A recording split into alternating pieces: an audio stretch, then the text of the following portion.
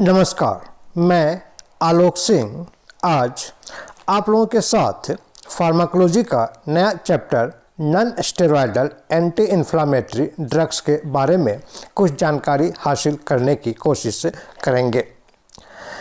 Non steroidal anti inflammatory drugs को in short हम लोग NSAIDs भी कहते हैं, that is the NSAIDs, NSAIDs।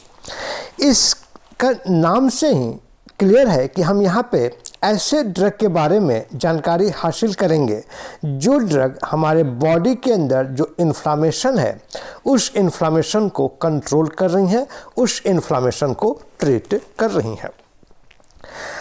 हम सभी इस इन्फ्लामेशन को महसूस किए होंगे।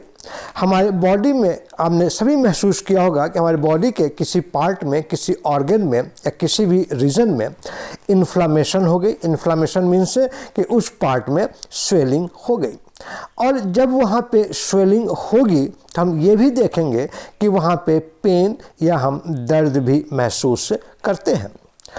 और हम ये भी देखते हैं कि उस एरिया का जो टेम्परेचर है वो टेम्परेचर दूसरे एरिया के या दूसरे पार्ट के टेम्परेचर से थोड़ा सा ज़्यादा है। और कभी कभी ऐसा भी हम महसूस करते हैं कि पूरे बॉडी का ही जो टेम्परेचर है वो टेम्परेचर नॉर्मल टेम्परेचर से ज़्यादा हो गया, मीन्स हमें फीवर हो गई। इसका क्या मतलब हुआ? इससे ये मतलब निकल रहा है कि हमारी बॉडी के अंदर जब भी कभी इन्फ्लामेशन होगी तो ये जो इन्फ्लामेशन है वो इन्फ्लामेशन पेन से भी एसोसिएटेड होगा और फीवर से भी एसोसिएटेड होगा। मीन्स कि जो फैक्टर हमारे बॉडी में इन्फ्लामेशन या स्वेलिंग प्रोड्यूस कर रही हैं वही फैक्टर हमारी बॉडी में पेन भी प्रोड्यूस करेंगी और वही फैक्टर हमारे बॉडी में फीवर भी प्रोड्यूस करेंगी। और इसका दूसरा मतलब मीनिंग क्या निकला कि जो ड्रग एंटी इन्फ्लामेटरी ड्रग है, मीन्स जिस ड्रग को हम लोग non steroidal anti inflammatory drugs के कैटेगरी में पढ़ रहे हैं, तो वो ड्रग अब सिर्फ एंटी इन्फ्लामेटरी ही नहीं रही, उसके अंदर एनाल्जेसिक प्रॉपर्टी भी आ गई और उसके साथ साथ उसके अंदर एंटीपायरेटिक प्रॉपर्टी भी पाई जाएगी। मीन्स कि कोई भी ड्रग जो एंटी इन्फ्लामेटरी होगा तो उसके वो एनाल्जेसिक की तरह भी एक्ट करेगा और वो एंटीपायरेटिक की तरह भी एक्ट करेगा। मैं उम्मीद कर रहा हूँ कि ये जो एनाल्जेसिक वर्ड है ये वर्ड आपने पहले सुना होगा, फिर भी मैं इसे थोड़ा सा रिवाइज करवा दे रहा हूँ। एनाल्जेसिक का मतलब क्या हुआ कि वैसा ड्रग जो ड्रग हमारे बॉडी से पेन को रिलीव करे, पेन को रिड्यूस करे, पेन को ठीक करे, वैसे ड्रग को हम कहेंगे इट इज़ द एनाल्जेसिक। और वैसा ड्रग जो ड्रग हमारे बॉडी के टेम्परेचर को, एलिवेटेड टेम्परेचर को, इंक्रीज टेम्परेचर को डिक्रीज कर रही हैं और डिक्रीज करके नॉर्मल टेम्परेचर ला रही हैं बॉडी का, तब हम वैसे ड्रग का नाम देंगे कि it is the antipyretic drug. तो जो भी ड्रग एंटी इन्फ्लामेटरी है अंदर कैटेगरी NSAIDs से, वो ड्रग एनाल्जेसिक की तरह भी एक्ट करेगा और उसके साथ साथ वो एंटीपायरेटिक की तरह भी एक्ट करेगा। अब हम लोग इस चैप्टर या इन ड्रग्स का डिटेल स्टडी करेंगे, लेकिन इस चैप्टर को समझने से पहले, इस चैप्टर के बारे में जानने से पहले थोड़ा सा हम ये जानते हैं कि हमारे बॉडी के अंदर जो स्वेलिंग है या हमारे बॉडी के अंदर जो पेन है या हमारे बॉडी के अंदर जो फीवर हो रहा है, ये सारी चीज़ें क्यों हो रही हैं, कब होंगी और ये किस तरह से हम इसे कंट्रोल कर पाएंगे कि what is the mechanism of swelling means inflammation और पेन और फीवर। इन तीनों में जो पेन वर्ड है, ये पेन सबसे ज़्यादा कॉमनली हम महसूस करते हैं कि हमें इन्फ्लामेशन महसूस हो या ना हो, लेकिन हम पेन कहीं किसी एरिया में महसूस कर रहे होते हैं। जैसे हमारी के हेडेक हो रहा है तो वहाँ पे इन्फ्लामेशन हमें महसूस तो नहीं हो रही है, लेकिन हमें पेन महसूस हो रहा है। सपोज़ करें कि हमारे स्टमक के अंदर पेन हो रहा है तो वहाँ पे इन्फ्लामेशन तो नहीं है लेकिन पेन महसूस हो रही है। तो आज हम लोग इस चैप्टर को शुरू करने से पहले थोड़ा सा हम लोग ये जानने की कोशिश करते हैं रिगार्डिंग टाइप्स ऑफ पेन, कि हमारे बॉडी में जो पेन होती हैं उन पेन को हम कितने कैटेगरी में डिवाइड कर सकते हैं। ऐसे तो वेरियस टाइप्स, बहुत सारे डिफरेंट टाइप्स की पेन होती हैं, लेकिन उन सभी पेन को हम लोग दो ग्रुप में कैटेगराइज कर सकते हैं, दो ग्रुप में डिवाइड कर सकते हैं। एक को हम लोग कहेंगे नॉसिसेप्टिव पेन और दूसरे को हम लोग कहते हैं it is the neuropathic pain. Nociceptive pain and the neuropathic pain. अब यहाँ पे ये दो वर्ड आ गए, भारी भरकम सा वर्ड लग रहा है नॉसिसेप्टिव। अब एक हमें याद करने में परेशानी होगी कि वैसे ही फार्माकोलॉजी के अंदर बहुत सारे नए नए टर्म्स आते हैं और एक और नया टर्म ऐड हो गया, that is the nociceptive pen. लेकिन हमें घबराने की आवश्यकता नहीं है। इस पेन के बारे में या इस वर्ड के बारे में हम पहले से जान चुके हैं, हम पहले से जानते हैं, सिर्फ हमें उसे रिवाइज करना है कि नॉसिसेप्टिव वर्ड का क्या मतलब होता है। चलिए पहले हम लोग पेन देखते हैं कि पेन का मतलब क्या है। वो तो हमें मालूम हो गया, पेन को हम हिंदी में कहेंगे कि हमारे बदन में दर्द हो रही है या बॉडी में या किसी भी पार्ट में दर्द हो रहा है। अब ये जो पेन हमारी बॉडी के अंदर होती हैं, इस पेन को प्रोड्यूस करने में कोई ना कोई ऐसा फैक्टर्स होता है जो फैक्टर्स रिस्पॉन्सिबल होगा और जिस फैक्टर्स के चलते हमारे बॉडी के अंदर दर्द महसूस होगी। और हम कहेंगे कि ये जो फैक्टर्स हैं, ये फैक्टर्स एक डेंजरस फैक्टर हैं, या हम कहेंगे ये हार्मफुल फैक्टर है, या हम वर्ड यूज करेंगे this is the noxious factor. Noxious chemical word सुना होगा। नॉक्सियस केमिकल का मतलब क्या होता है? Harmful chemical. मीन्स कि कोई भी सब्सटेंस जो हार्मफुल है उस सब्सटेंस को हम लोग क्या कहेंगे? These are the noxious substance. अब ये जो हमारी जो नॉक्सियस सब्सटेंस है, इस नॉक्सियस सब्सटेंस जब हमारे बॉडी के अंदर एंटर करेंगी तो हमारी बॉडी उससे रिएक्ट करती हैं और रिएक्ट करके इस नॉक्सियस सब्सटेंस को हमारी जो टिश्यूज़ हैं या सेल्स हैं वो उसे न्यूट्रलाइज करने की कोशिश करते हैं। अब सपोज करें कि वो न्यूट्रलाइज हो गई, तब हमें कोई प्रॉब्लम नहीं होगा।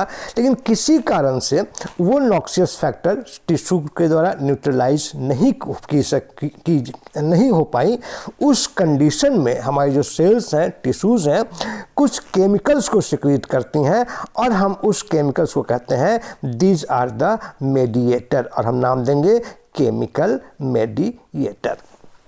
और ये जो केमिकल मेडिएटर्स होते हैं, ये केमिकल मेडिएटर्स इस नॉक्सियस सब्सटेंस को न्यूट्रलाइज करेंगे और उसके साथ साथ ये मेडिएटर्स हमारे बॉडी के अंदर जो डिफरेंट सेल्स हैं उन सेल्स के ऊपर भी एक्ट करती हैं और उन सेल्स को वो डिस्ट्रॉय करने शुरू कर देती हैं।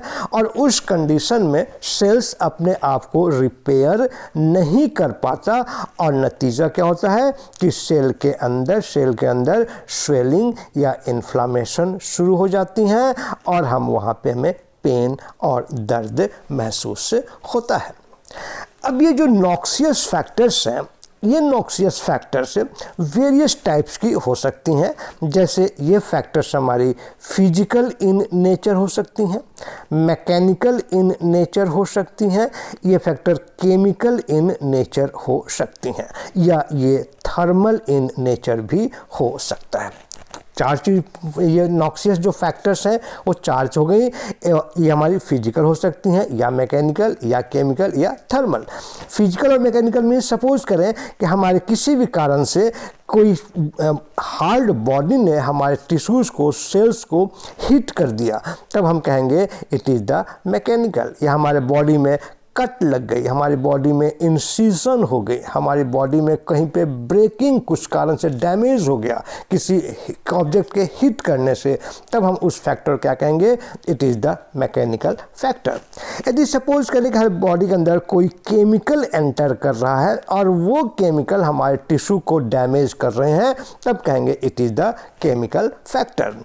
या सपोज करें कि हीट है, हीट अब कहीं से भी आ सकती है। जैसे हीट है, अचानक हमारी बॉडी ने किसी हॉट सरफेस को टच कर दिया, तो वहाँ पे क्या हो गया कि वहाँ का जो हीट है वो हीट हमारे बॉडी के कांटेक्ट में आ गई और वहाँ पे टिश्यू को डैमेज करेंगी। तो इस फैक्टर को हम क्या कहेंगे? These are the thermal factors. तो ये जो मैकेनिकल फैक्टर हैं, केमिकल फैक्टर हैं या जो थर्मल फैक्टर हैं, ये फैक्टर्स हमारे टिश्यूज़ को डैमेज करती हैं और उसके रिस्पॉन्स में जब टिश्यूज़ अपने आप को रिपेयर नहीं कर पाता है तब वहाँ पे स्वेलिंग स्टार्ट हो जाती हैं और हम कह सकते हैं कि वहाँ पे पेन भी महसूस होने लगता है और वहाँ का टेम्परेचर, ब्लड सर्कुलेशन वहाँ ज़्यादा हो जाएगा। उससे क्या होगा कि वहाँ का जो टेम्परेचर होगा वो टेम्परेचर भी इंक्रीज हो जाएंगे।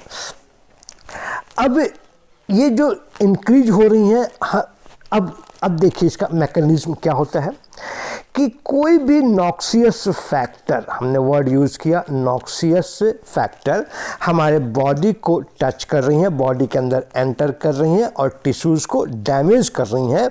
उस समय क्या होगा कि सेल के अंदर एक रिसेप्टर होगा, उस रिसेप्टर का नाम है नॉसिसेप्टर। अब इसी नॉक्सियस वर्ड से बन गया नॉसिसेप्टर, या हम कह सकते हैं नॉसिसेप्टिव रिसेप्टर, कि सेल के अंदर एक रिसेप्टर है जिसका नाम है नॉसिसेप्टर। नॉसिसेप्टर ने नाम क्यों दिया? Because it is related with the noxious matter. अब ये जो नॉसिसेप्टर है वहाँ से मैसेज ब्रेन को जाएगा, ब्रेन उसी टाइम रिएक्ट करेगा और मैसेज फिर वो उस ऑर्गन को भेजेगा और वहाँ पर ब्रेन परसेप्ट करेगा, ब्रेन को ऐसा महसूस होगा कि उस एरिया में दर्द हो रहा है और या उस एरिया का टेम्परेचर जो है वो टेम्परेचर इंक्रीज हो गया। तो हम कह सकते हैं कि जो पेन है या जो इन्फ्लामेशन है, these are the protective response of the body, कि जो पेन है या इन्फ्लामेशन है, this is the protective response of the body. Means कि हमारी जो ब्रेन है वो ब्रेन ये सिग्नल दे रही है कि हमें उस ऑर्गन पे, उस पार्ट पे ध्यान देना है ताकि हम उस प्रॉब्लम को दूर कर सकें और हमारे वहाँ पे जो डैमेज है वो डैमेज कम से कम हो सके, लिस्ट हो सके। तो it is the protective response, या हम दूसरा वर्ड यूज़ कर सकते हैं, it is the defensive response, defensive mechanism. Defensive mechanism मतलब कि हमारे बॉडी के अंदर कोई ऐसा मैकेनिज्म होता है जो मैकेनिज्म हमारे बॉडी को एक्सटर्नल एनवायरनमेंट से प्रोटेक्ट करता है, तो उस समय कहेंगे it is the defensive mechanism. तो पेन एंड इन्फ्लामेशन, जो ये दो चीज़ें हम स्टडी कर रहे हैं, this come under the category of the defensive mechanism. Brain हमें सिग्नल देता है कि उस ऑर्गन पर ध्यान दीजिए, उस ऑर्गन को ठीक कीजिए, और यदि हमने उस सिग्नल को इग्नोर किया तो हमारी जो लाइफ होगी वो इन डेंजर चली जाएगी।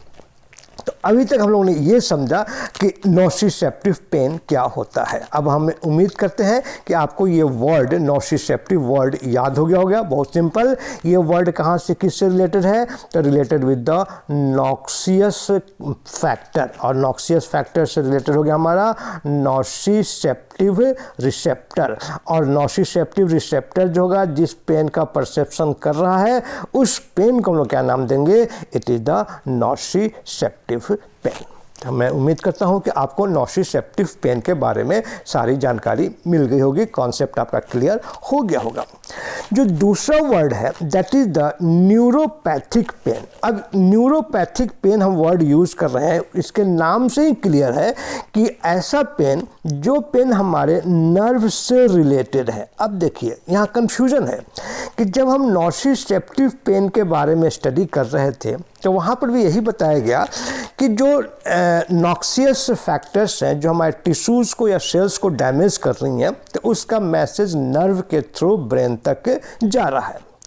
तब हम क्या कहेंगे? It is the nociceptive pen.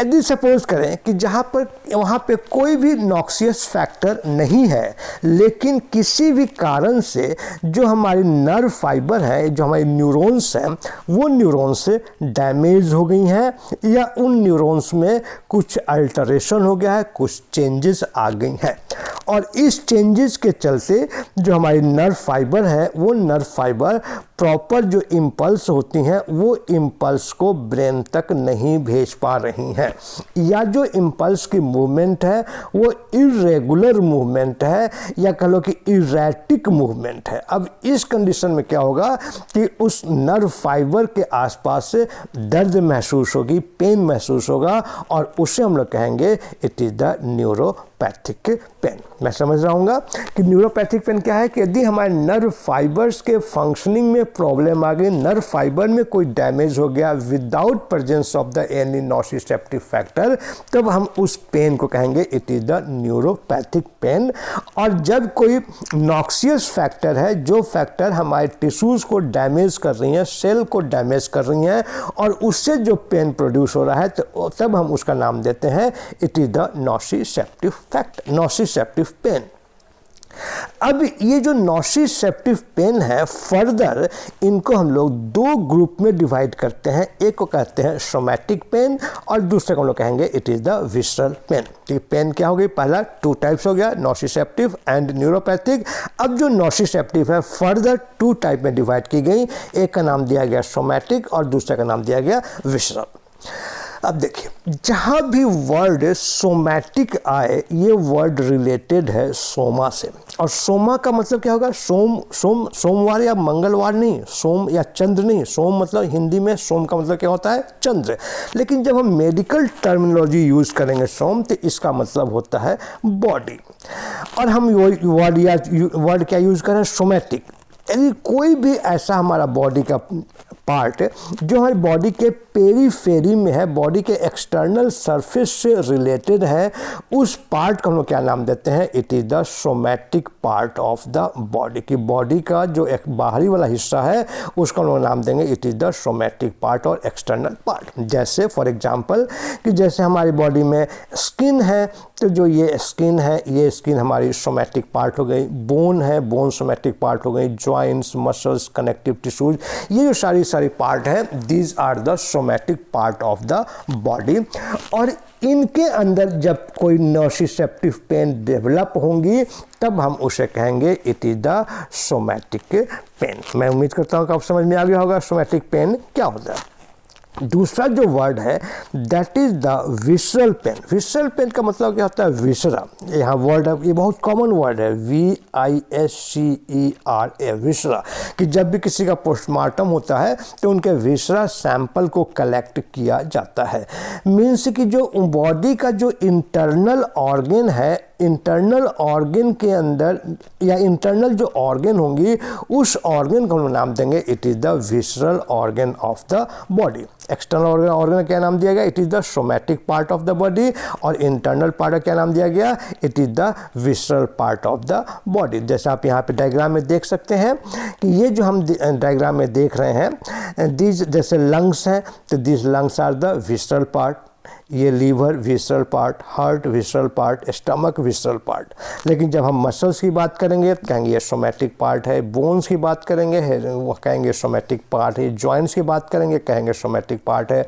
Skin की बात करेंगे तो क्या कहेंगे, it is the somatic part है। मतलब क्या हो गया कि हमारे बॉडी के अंदर जितने भी ऑर्गन्स हैं उनको 2 ग्रुप में डिवाइड किया गया, somatic organ and the visceral organ. Somatic organ में जब पेन होगा तो कहेंगे it is the somatic pain, और जब विसरल ऑर्गन में पेन होगा तो इसे कहेंगे it is the visceral pain. अब हम कैसे डिफ्रेंशिएट करेंगे कि ये सोमैटिक पेन है और ये विसरल पेन है। लोकेशन हमें मालूम हो गया। जो सोमैटिक पेन होता है ये हमेशा शार्प होगा और इंटेंस मतलब काफ़ी तेज होगा, जबकि जो विसरल पेन होता है वो डल इन नेचर का होता है और वहाँ क्रैम्प मतलब जैसे हम कहते हैं पेट में मरोड़ महसूस हो रही हो, तो वो क्रैम्प की तरह वहाँ पे महसूस होगा। जब सोमैटिक पेन होगा तो हम लोकलाइज्ड है, मीन्स लोकलाइज्ड मीन्स हमें मालूम है कि हमारे बॉडी के इस ऑर्गन में पेन हो रहा है। लेकिन जब विसरल पेन होगा तो हम ये आइडेंटिफाई नहीं कर पाएंगे कि एब्डोमेन के अंदर स्टमक भी है, इंटेस्टाइन भी है, लीवर भी है, पैंक्रियाज भी है और किडनी भी है और बहुत सारे ऑर्गन्स हैं।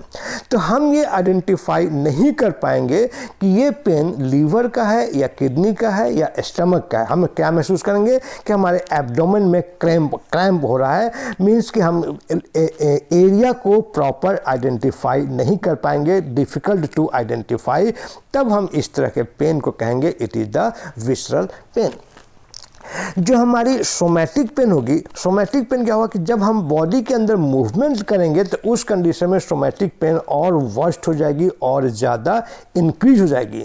लेकिन जब हमारे बॉडी में विसरल पेन होगी तो मूवमेंट में ही डिफ़िकल्टी होगी, हम बॉडी को मूव ही नहीं कर पाएंगे एक जगह से दूसरे जगह।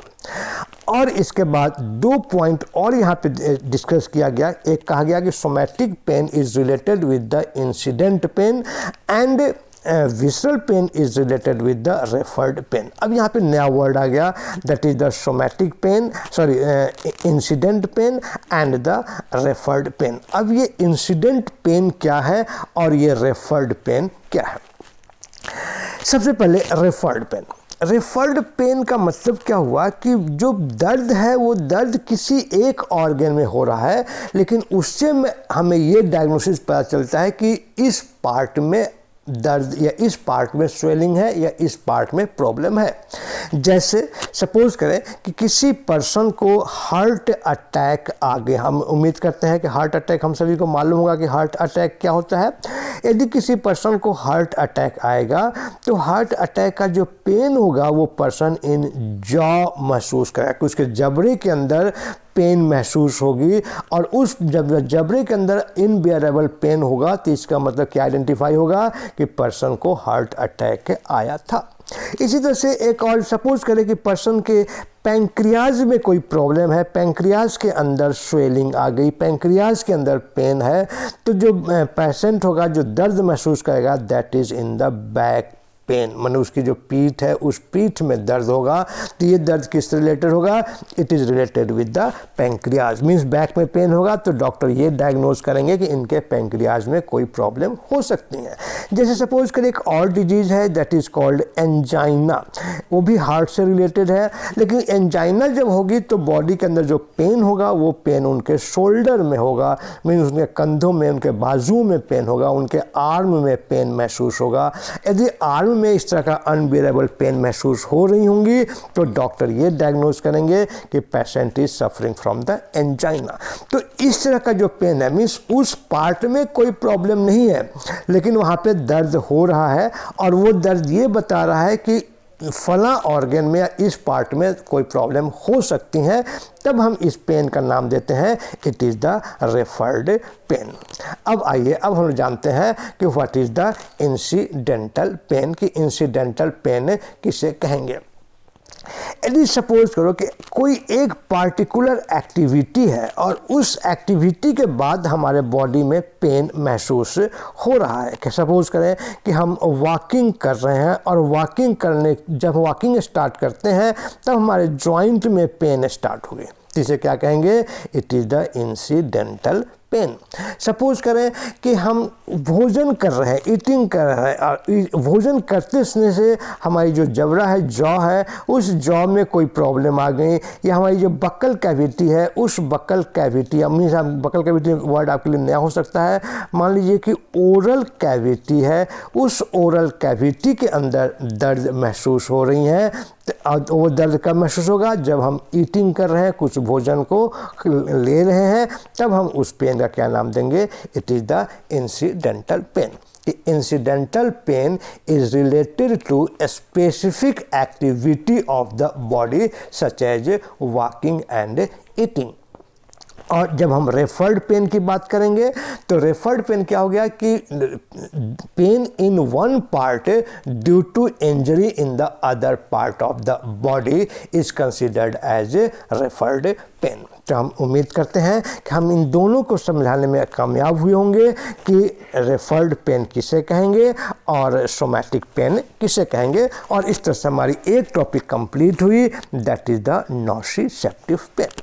अब आई बारी next, that is the neuropathic pen, कि न्यूरोपैथिक पेन क्या होता है।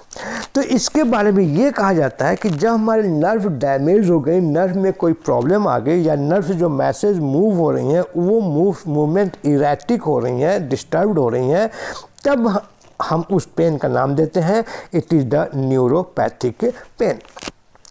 अब इस कंडीशन, ये जो पेन होगा, नोसिसेप्टिव पेन को पेशेंट एक्सप्रेस कर पा रहा है कि हमें इस टाइप का पेन हो रहा है, वो इंटेंस पेन है या वो डल पेन है, बॉडी के किस पार्ट में है। लेकिन जब न्यूरोपैथिक पेन होगा उस समय जो पेशेंट होगा वो एक्सप्रेस नहीं कर पाएगा कि उसके बॉडी में जो पेन हो रहा है वो पेन किस टाइप का हो सकता है। वहाँ पे नंबनेस आ सकती हैं, वहाँ बर्निंग सेंसेशन हो सकता है, वहाँ पे टिंगलिंग सेंसेशन हो सकती हैं, पेशेंट क्रॉलिंग फील कर सकते हैं, पेशेंट स्टैबिंग फील कर सकते हैं। मीन्स इनमें से कोई भी कैरेक्टरिस्टिक्स वहाँ पे डेवलप होगा और पेशेंट एक्सप्रेस नहीं कर पाएगा कि उस पेन को कैसा बताए फिजिशियन को या डॉक्टर को कि किस टाइप का पेन हो रहा है। तब हम इस पेन को कहते हैं it is the neuropathic pen. तो हम लोगों ने ये जाना कि हमारे बॉडी के अंदर जो इन्फ्लामेशन होता है वो इन्फ्लामेशन किसी नॉक्सियस फैक्टर्स के चलते होगा या हमारे बॉडी के इंटरनल नर्व्स में कोई डैमेज आ गए उस डैमेज के चलते होगा, और वो जो इन्फ्लामेशन होगा it will be associated with the pain and with the fever. इस तरह से हम लोगों ने ये जान लिया कि इन्फ्लामेशन का एक इंट्रोडक्शन कि इन्फ्लामेशन होता क्या है। अब हम लोग ये जानने की कोशिश करेंगे कि जो नॉन स्टेरॉयडल ड्रग है या जो हमारी ये एंटी इन्फ्लामेटरी ड्रग है इसको डिफ़ाइन करना हो तो हम कैसे डिफ़ाइन करेंगे। देखिए, NSAIDs को डिफ़ाइन करना बहुत ही आसान है। यह एक ऐसा ग्रुप है ड्रग्स का जिसके अंदर जितने भी ड्रग्स हैं वो सारी की सारी ड्रग्स केमिकली एक दूसरे से रिलेटेड नहीं होंगी। कि आप जो भी एनाल्जेसिक ड्रग लेंगे तो जितने उस कैटेगरी का क्या होता है कि जब हम किसी ड्रग का स्टडी करते हैं तो उसकी उस कैटेगरी में जितने भी ड्रग्स होते हैं ऑलमोस्ट वो केमिकली एक दूसरे से रिलेटेड होते हैं।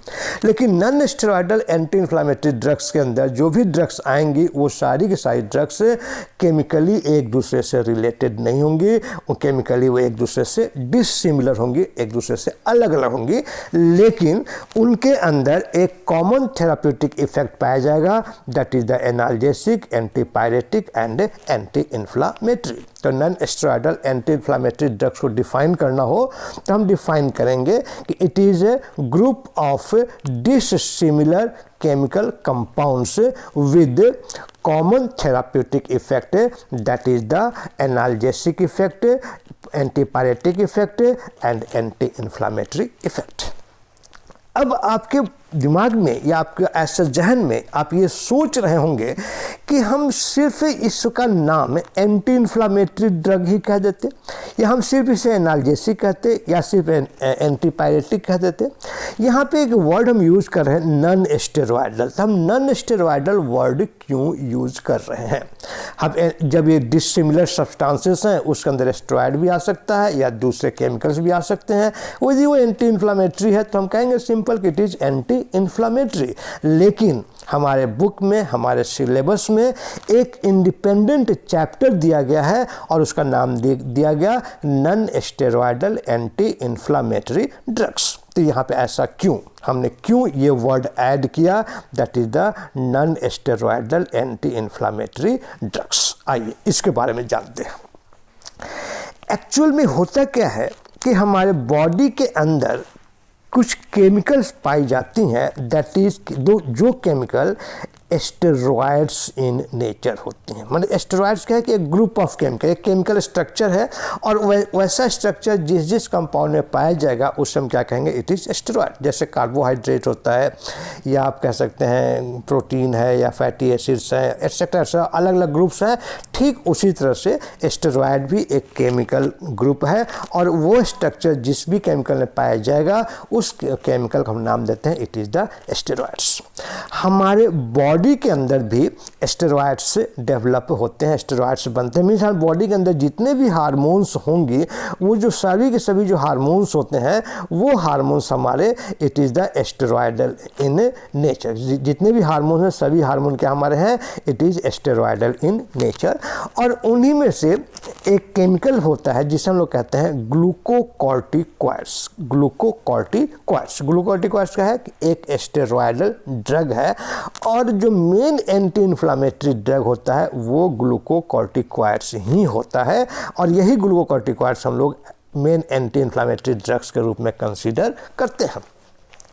लेकिन जो ग्लूकोकॉर्टिकॉइड्स हैं जो कि स्टेरॉयडल इन नेचर है, तो यह एक हार्मफुल ड्रग है और इसको यदि हम ज़्यादा अमाउंट में लें तो हमारे बॉडी को बहुत ही नुकसान पहुंच सकता है। आप जानते होंगे कि डॉक्टर स्टेरॉयड को अवॉइड करते हैं। स्टेरॉयड का यूज़ कब करेंगे? जब वो लास्ट कंडीशन होगा। लास्ट कंडीशन मीन्स कि अब डॉक्टर के पास और कोई ऑप्शन नहीं बचा, तो डॉक्टर जो होंगे वो पेशेंट को स्टेरॉयड प्रिस्क्राइब कर देते हैं। अब स्टेरॉयड की प्रॉपर्टी क्या है कि इट इज़ एंटी इन्फ्लामेटरी। अब हम एंटी इन्फ्लामेटरी में यदि हम स्टेरॉयड को लेने लगेंगे तो उस कंडीशन में बॉडी को बहुत ज़्यादा नुकसान होगा। इसीलिए साइंटिस्ट ने, रिसर्चर्स ने, फार्मासिस्ट ने जो कुछ ड्रग्स हैं जिनके अंदर हमारी ये प्रॉपर्टी पाई जाती है, एनाल्जेसिक है, एंटीपायरेटिक है और या एंटी इन्फ्लामेटरी है, और वो स्टेरॉयडल इन नेचर नहीं है, मीन्स उसके अंदर कोई भी स्टेरॉयड की प्रॉपर्टी नहीं पाई जाएगी, उसका एक ग्रुप बनाया और उस ग्रुप का नाम दिया गया it is the non steroidal anti inflammatory drug. और जो दूसरा ग्रुप है that is called the steroidal anti inflammatory drug.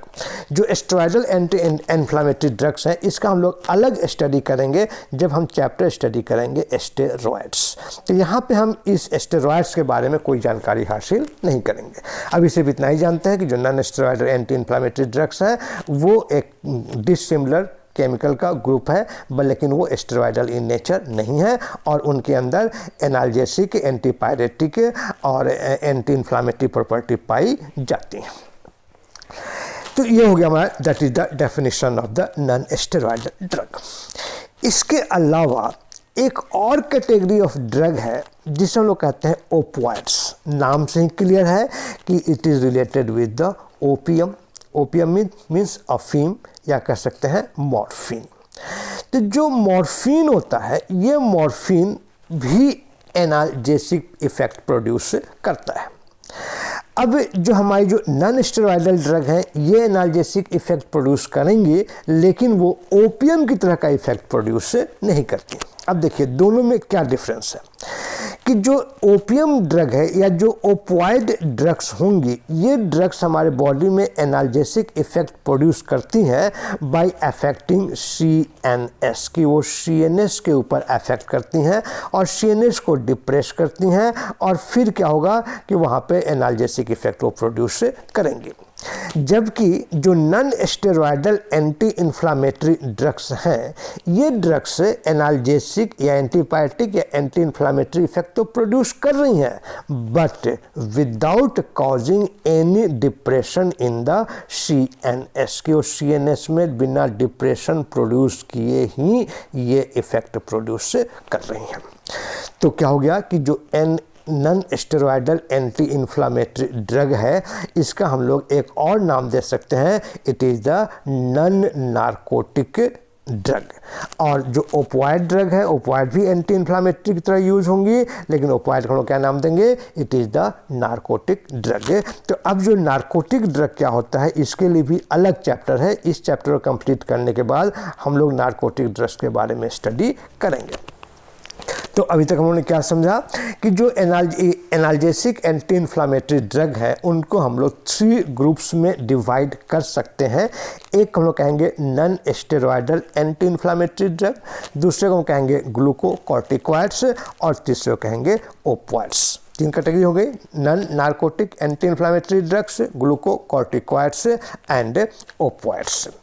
अब जो NSAIDs हैं वो NSAIDs हम यूजुअली यूज़ करते हैं फॉर द सोमैटिक पेन, कि हमारी बॉडी के अंदर यदि कोई सोमैटिक पेन हो रहा हो, सोमैटिक पेन मतलब जो पेरिफेरी मतलब हमारी मसल्स में, बोन्स में, जॉइंट्स में, स्किन में पेन हो रही हो, तो उन पेन को क्योर करने के लिए हम NSAIDs का यूज करेंगे। जबकि यदि हमारे जो इंटरनल ऑर्गन है मीन जो विसरल ऑर्गन्स हैं, इन विसरल ऑर्गन्स में यदि कोई पेन हो रहा हो तो उसको क्योर करने के लिए यूजुअली हम ओपियाइड्स का यूज करते हैं। और जब इन दोनों से ये कंट्रोल नहीं होंगी तब लास्ट कंडीशन में डॉक्टर्स या फिजिशियंस ग्लूकोकॉर्टिकॉइड्स को प्रिस्क्राइब करेंगे। दूसरा एक पॉइंट और यहाँ पे ध्यान देना है कि जो नॉन नार्कोटिक ड्रग्स होते हैं कि ये CNS को डिप्रेस नहीं करेंगे, जबकि जो ओपियाइड ड्रग्स होंगे वो CNS को डिप्रेस करेंगे। एक और डिफरेंस है कि जो NSAIDs हैं वो नॉर्मल डोज में रेस्पिरेटरी सिस्टम को डिप्रेस नहीं करेंगे, जबकि जो ओपियोइडल ड्रग होंगे वो रेस्पिरेटरी सिस्टम को डिप्रेस करेंगे। तो मेन डिफरेंस क्या हो गया कि जो NSAIDs हैं वो CNS को डिप्रेस नहीं कर रही हैं, जो ओपियोइड्स हैं वो ओपियोइड्स CNS को डिप्रेस कर रही हैं। जो हमारी NSAIDs हैं नॉर्मल डोज में रेस्पिरेशन को डिप्रेस नहीं करेंगे, हायर जब डोज देंगे तब वो रेस्पिरेशन को डिप्रेस करती हैं, लेकिन जो ओपियोइड्स होंगे वो नॉर्मल डोज में ही रेस्पिरेटरी सिस्टम को डिप्रेशन प्रोड्यूस करती हैं। तो इस तरह से हम लोगों ने ये जाना कि इन्फ्लामेशन क्या होता है और जो NSAIDs हैं वो NSAIDs को हम कैसे डिफाइन करेंगे। अब आइए, जो हम लोगों ने इन्फ्लामेशन स्टडी किया उसी इन्फ्लामेशन को थोड़ा सा और डिटेल जानते हैं कि इन्फ्लामेशन होता कैसे है, उसका क्या मैकेनिज्म है। शॉर्ट में हम लोग जानने की कोशिश करेंगे कि उसका मैकेनिज्म क्या है। कि जब भी हमारे बॉडी के अंदर कोई भी नॉक्सियस फैक्टर एंटर करेंगे, नॉक्सियस मीन्स हार्मफुल फैक्टर या हार्मफुल केमिकल्स एंटर कर रही हैं, उस कंडीशन में ये जो नॉक्सियस फैक्टर्स होती हैं वो हमारे सेल्स को डैमेज करने की कोशिश करते हैं। स्टार्टिंग में शुरू में सेल अपने आप को रिपेयर करता है कि ताकि उसके बॉडी के अंदर डैमेज ना हो। अब सपोज करें कि वो सेल आपस में उसको रिपेयर नहीं कर रहा है, उस कंडीशन में हमारे बॉडी के अंदर एक डिफेंस मैकेनिज्म होती हैं और ये डिफेंस मैकेनिज्म जो होगा वो कुछ केमिकल को सीक्रेट करती हैं और उस केमिकल का हम नाम देते हैं these are the chemical mediator. ये हम लोग केमिकल क्या नाम दिया कि ये हमारे केमिकल मेडिएटर्स हैं। अब ये जो केमिकल मेडिएटर्स हैं, ये केमिकल मेडिएटर्स क्या क्या हो सकते हैं, देखिए उसका नाम यहाँ लिखा हुआ है कि prostaglandins, histamines, leukotrienes, bradykinins, cytokines, chemokines, nitric acid, lysosomal enzymes, ये सारे केमिकल्स हैं जो हमारे बॉडी के अंदर पाई जाती हैं, लेकिन ये रिलीज नहीं होती हैं। कब रिलीज होंगी? जब हमारे बॉडी किसी भी नॉक्सियस फैक्टर्स का उससे काउंटर करेगा, कोई भी नॉक्सियस फैक्टर्स हमारे बॉडी में एंटर करेंगे। अब ये जो केमिकल मेडिएटर्स हैं, ये chemical mediators chemically different types की हो सकती हैं। जब सपोज करें कि यदि वो chemical mediator lipid in nature है तब उसे हम क्या नाम देते हैं, इट इज प्रोस्टाग्लैंडिन। यदि वो प्रोटीन मीन्स स्मॉल पेप्टाइड्स है तब उसे हम नाम देते हैं, इट इज द ब्रैडिकाइनिन। यदि वो प्रोटीन लार्जर है, लार्जर पेप्टाइड्स है तब उसका नाम देंगे इंटरल्यूकिन।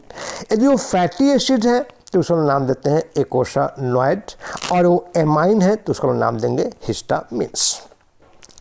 अब इनमें से जो प्रोस्टाग्लैंडिन्स हैं, ये प्रोस्टाग्लैंडिन्स यूजुअली हमारे बॉडी में पेन एंड फीवर को प्रोड्यूस करती हैं। जो ब्रैडिकाइनिन्स हैं या हमारी जो हिस्टामिन्स हैं ये एलर्जी को प्रोड्यूस करती हैं। मीन्स ये जब केमिकल मेडिएटर्स रिलीज होंगी तो हमारे बॉडी में कोई ना कोई चेंजेस आएगा और हम कहेंगे ये एलर्जिक चेंजेस हैं, या कहेंगे हमारे बॉडी के अंदर इन्फ्लामेशन है, या ये हमारे बॉडी में पेन हो रही है, या हमारे बॉडी में फीवर प्रोड्यूस हो रही हैं। अब जब हम ड्रग NSAIDs में यूज़ करते हैं, एक्चुअल में वो ड्रग इन्हीं केमिकल मेडिएटर्स को कंट्रोल करते हैं, या तो इनको न्यूट्रलाइज कर देंगे या इनके रिलीज को स्टॉप कर देंगे। और जब इनको न्यूट्रलाइज कर देंगे या इनके रिलीज को स्टॉप कर देंगे तो हमारे बॉडी के अंदर जो एलर्जिक कंडीशन है या हमारे बॉडी के अंदर जो इन्फ्लामेशन है, पेन है या फीवर है वो रिड्यूस हो जाएगा और इस तरह से NSAIDs अपना इफेक्ट प्रोड्यूस करती हैं। हमारे बॉडी के अंदर बहुत सारे डिफरेंट टाइप्स के सेल्स होती हैं। उन सेल्स को हम लोग दो ग्रुप में डिवाइड करते हैं। एक का नाम देते हैं इन्फ्लामेटरी सेल्स और दूसरे का नाम देते हैं स्ट्रक्चरल सेल्स। जो स्ट्रक्चरल सेल्स हैं, स्ट्रक्चरल सेल्स के द्वारा हमारे बॉडी का मेडअप होता है, बॉडी का मेकअप होता है, बॉडी का फॉर्मेशन होता है, बॉडी के अंदर ये जनरेट होते रहते हैं और बॉडी अपना नॉर्मल फंक्शन प्रोड्यूस करती रहती है। जो इन्फ्लामेटरी सेल्स हैं, जैसे हमारा एक सेल हो गया मास्ट सेल, ये हमारी ईओसिनोफिल है, ब्लड में पाई जाती हैं, बेसोफिल है, ये भी ब्लड में पाई जाती हैं, प्लेटलेट्स है, ये भी ब्लड में पाई जाती हैं। इनको कहा जाता है कि these are the inflammatory cells. Inflammatory cells का मतलब क्या हुआ कि जब कोई नॉक्सियस फैक्टर हमारे बॉडी के अंदर एंटर करेंगे, उस कंडीशन में क्या होगा कि ये जो सेल्स हैं, ये सेल्स एक्टिवेट हो जाएंगे और वो केमिकल्स को रिलीज करना शुरू करेंगे। और वो जो केमिकल्स रिलीज शुरू करेंगे, उन केमिकल्स के द्वारा हमारे बॉडी में पेन महसूस हो सकता है, बॉडी में स्वेलिंग महसूस हो सकती है, बॉडी के अंदर फीवर या टेम्परेचर महसूस हो सकता है, या बॉडी का अंदर जैसे मान लो रेस्पिरेटरी सिस्टम में स्वेलिंग हो गई तो वहाँ कहेंगे कि वहाँ पे पेशेंट को आस्थमा हो गया। और समझ रहे होंगे कि रेस्पिरेटरी सिस्टम में स्वेलिंग हो गई तो क्या कहेंगे कि patient is suffering from the asthma. तो इस तरह से ये जो हमारी सेल्स हैं, ये सेल्स डिफरेंट केमिकल्स को सिक्रीट करती हैं और वो केमिकल कह जाती हैं these are the chemical mediators. और ये जिनके द्वारा सिक्रीट होगी उसे हम क्या नाम देंगे, these are the inflammatory cells. और जो एंसेल्स होते हैं वो इन्हीं केमिकल्स के ऊपर एक्ट करती हैं, इन्हीं केमिकल्स के रिलीज को कंट्रोल करेंगे या इन केमिकल्स को न्यूट्रलाइज करेंगे, जो कहाँ सिक्रीट हो रही हैं, इन मास्ट सेल्स, यूसिनोफिल्स या बेसोफिल्स या प्लेटलेट्स के द्वारा। तो हम लोगों ने इन शॉर्ट जाना कि बॉडी के अंदर इन्फ्लामेशन का क्या मैकेनिज्म है। अब देखिए यहाँ पे कहा जा रहा है कि इन्फ्लामेटरी मेडिएटर्स, जो इन्फ्लामेटरी मेडिएटर्स हैं वो हमारे बॉडी के जो सेल्स हैं उनके स्ट्रक्चर को चेंज करेंगे। उससे चेंज क्या होगा कि इन्फ्लामेशन हो जाएगा। यदि वो इन्फ्लामेशन हमारे लंग्स में हो रही हैं तो कहेंगे ब्रोंकोस्पाज्म, मीन्स स्पाज्म का मतलब होता है मरोड़ या क्रैम्प। स्पाज्म का मतलब क्या है, क्रैम्प या मरोड़। मीन्स जो लंग्स है, और ब्रोंको का मतलब क्या हो गया, it's related with the lungs, कि जो लंग्स हैं उन लंग्स में मरोड़ होंगी, ब्रोंकोस्पाज्म होगा, हम कहेंगे patient is suffering from the asthma. उसी तरह से सपोज करें कि म्यूकस सिक्रीशन, जो म्यूकस सिक्रीशन है वो म्यूकस सिक्रीशन इंक्रीज हो गई। यदि सपोज करें कि रेस्पिरेटरी सिस्टम के अंदर म्यूकस सिक्रीशन इंक्रीज हो गई तो उस कंडीशन में क्या होगा, जो पेशेंट होगा, patient will feel problem in the breathing, कि अब उसका जो मसल्स है, लंग्स हैं, वो लंग्स प्रॉपर काम नहीं कर रही हैं। रेस्पिरेटरी सिस्टम है, रेस्पिरेटरी ट्रैक्ट है, वो रेस्पिरेटरी ट्रैक्ट हमारी ब्लॉक हो गई तो वहाँ पे म्यूकस सिक्रीशन हो गया। तो कहेंगे वहाँ पे क्या हो गया हमारा, this is only all due to the this mediator factor, chemical mediators. फिर कहा जा रहा है कि वैसोडाइलेशन। हमने क्या कहा कि स्टार्टिंग में हम लोगों ने स्टडी किया कि जहाँ पर भी इन्फ्लामेशन होगा, स्वेलिंग होगा, वहाँ पे पेन भी महसूस होगी और वहाँ का जो टेम्परेचर होगा वो टेम्परेचर भी इंक्रीज हो जाएगा। क्या होता है कि वहाँ पे ऐसा क्यों हो रहा है कि वहाँ पे वैसोडाइलेशन हो रही है। वैसोडाइलेशन मतलब क्या कि जो ब्लड वेसल्स हैं वो ब्लड वेसल्स डायलेट हो गई, और जब ब्लड वेसल्स डायलेट होंगी तो वहाँ पे क्या होगा कि ब्लड का जो सर्कुलेशन है वो ब्लड सर्कुलेशन ज़्यादा हो गई, वहाँ पे रेडनेस डेवलप हो जाएंगी और वहाँ का जो टेम्परेचर होगा वो टेम्परेचर भी इंक्रीज हो जाएगा। तो ये किसके चलते हो रही हैं, ड्यू टू द वैसोडाइलेशन। फिर कहा जा रहा है कि वहाँ प्लेटलेट्स एग्रीगेशन हो जाएंगे। प्लेटलेट्स एग्रीगेशन मतलब क्या हो गया कि थ्रोम्बोसाइट्स हैं, जो प्लेटलेट्स हैं वो एक साथ इकट्ठा हो गए तो वहाँ पे क्या हो जाएगा, वो क्लॉट हो जाएगा। मीन्स जिस एरिया में ब्लड है उस एरिया में ब्लड की क्लॉटिंग हो जाएगी, और जब ब्लड की वहाँ पे क्लॉटिंग हो गई तो वहाँ पे क्या हो जाएगा, वो रेडनेस है और वहाँ पे वो स्वेलिंग स्टार्ट हो जाएंगी। तो इस तरह से हम लोगों ने ये देखा कि जो केमिकल मेडिएटर्स हैं वो केमिकल मेडिएटर्स क्या क्या इफेक्ट प्रोड्यूस कर रही हैं। समझ गए होंगे। पहला इफेक्ट क्या कहा गया कि सेल्स के स्ट्रक्चर के चेंज करेंगे। दूसरा, स्ट्रक्चर चेंज करने से वहाँ इन्फ्लामेशन होगा। इन्फ्लामेशन का एक एग्जांपल लिया गया लंग्स का। सपोज कर लंग्स में इन्फ्लामेशन हो रहा है, कहीं भी इन्फ्लामेशन हो सकता है, लेकिन यदि लंग्स में इन्फ्लामेशन हो रहा है तो वहाँ ब्रोंकोस्पाज्म हो जाएगा, वहाँ म्यूकस सिक्रीशन हो गया, रेस्पिरेटरी प्रॉब्लम हो जाएगी। किसी एरिया में वैसोडाइलेशन हो गया तो वहाँ क्या होगा, ब्लड सर्कुलेशन बढ़ जाएंगी, वहाँ रेडनेस हो जाएगा और वहाँ पे स्वेलिंग भी हो जाएगी। प्लेटलेट्स एग्रीगेशन हो गया, मीन्स जो ब्लड होंगे ब्लड वहीं पे ब्लॉक हो जाएंगे, ब्लड वहीं पे चौक हो जाएंगे। तो these are the effect of the chemical mediators in our body.